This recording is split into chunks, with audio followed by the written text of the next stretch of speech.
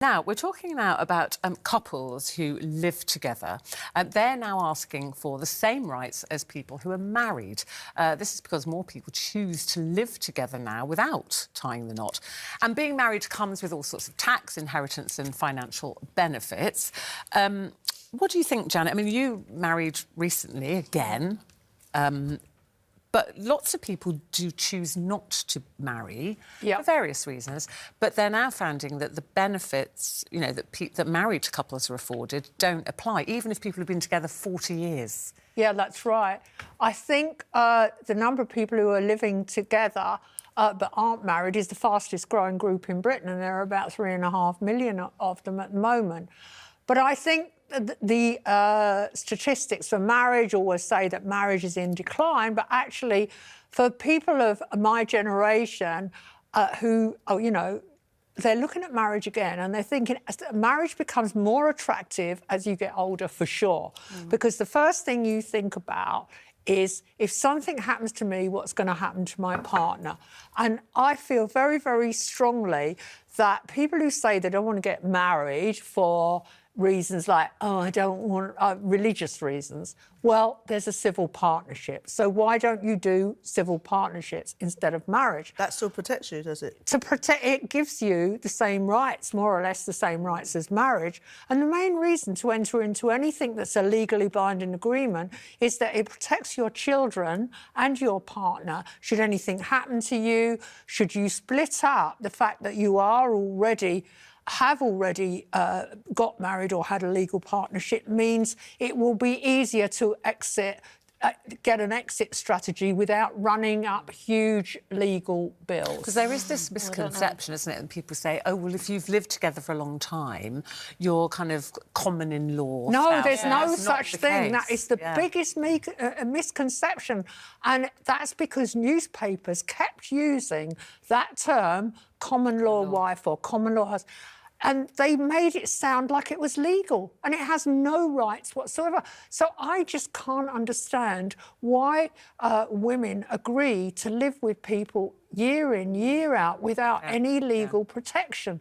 Especially if, as they get older, you think, gosh, I want to know that, you know, if anything goes wrong, that I'm going to be all right. But I think some people might be, maybe they're living together with somebody and have done for many years because they don't believe in the institution of marriage, or they don't believe in the religious ceremony of marriage. That's why they haven't done it. But there are alternatives. I know that. I just can't fathom the logic of that. Has it become unromantic, I mean, it's taken you till this stage now, because you were with your husband for years. The reason I didn't marry, I know. The reason I didn't get married again before was I'd done marriage 4 times.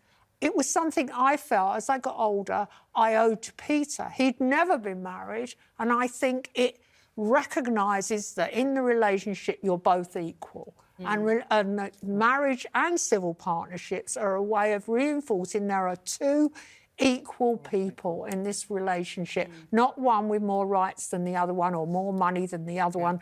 You are placed on an equal footing. I think that's what people are saying, though, Judy, isn't it? It's like, why can't we have those rights? We love each other, we've been together, we're in a committed relationship, we've been together 25 years. Why do we have to get married? Maybe the whole concept of marriage needs to be looked at in a different way. It's almost like a business arrangement. I think relationships and marriage on a whole should be looked at differently. However, I personally think that it feels like marriage has been so romanticised over these years that people are getting married, you know, it's all about the love and da-da-da. But actually, if you really go back to basics, it was something legal. It was a contract. It's put in place for protection, for generational wealth, for building together. So I think if you go back to the basis of that, then it will make you look about the relationship and what's really important. If you've built something together and it's so much easier to just walk away, it's so much easier that, God forbid, something happens, there's no legal rights around you to protect you, especially if you've got children, I think then that is something that you really seriously need to have a conversation with. Would it make you want to marry for that reason? Me personally, I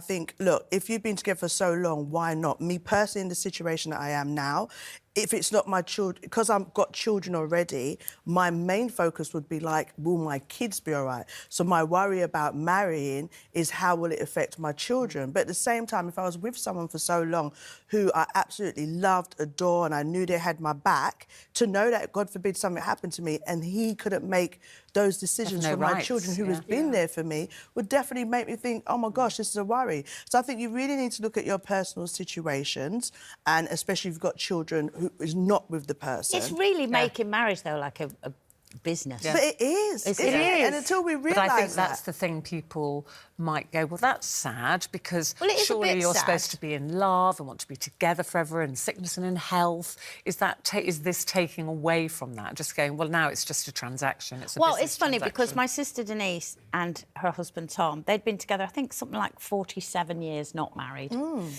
And then Tom was diagnosed with Parkinson's and blah, blah, blah. And she just one day, very casually went, oh, by the way, me and Tom are going to get married, but it's no big deal. We're going to go to the registry office. We're having 2 witnesses. You know, we've just been advised to do it because of all this legalities. And we're like, oh, wow, amazing. Can't say that in my family. So without her knowing, it's my sister Linda, actually, organised a proper wedding, you know, in a lovely registry office, and about 50 of us there, and a little buffet thing afterwards. Now, it was something my sister Denise was very like, oh, I don't like all the fuss. She had that, and she said it was the best day of her life. And he cried all day. Tom, all day. It was so emotional. And then she said to me, and I do feel different. You know, and they'd been together 40-odd years. We just assumed they're married anyway, really. They were, you know, he was always my brother-in-law. I've known Tom since I was 9 years old. So it was like... Oh, it was just so lovely, and I'm glad they didn't just do it as a business deal. But I'm glad someone, you know, it's a former editor of Vogue, Alex Shulman. Alex Shulman. She's married recently, her partner of many, many years, and she said for some reason they both said they felt differently. They did it more as a kind of, we need to, you know, do this legally for legal reasons. But they both said it's made them a little bit soppy and a bit kind of romantic. Have you felt that? Yeah, I think I'm a bit nicer. You are. She is. You are. You love your boo-boo. I'm certainly not calling him boo-boo. Your honey pot, your sugar plant. Peter's literally at home just falling off his chair. Your mango seed, whatever you want to call it. Not Peter anymore, he's boo-boo.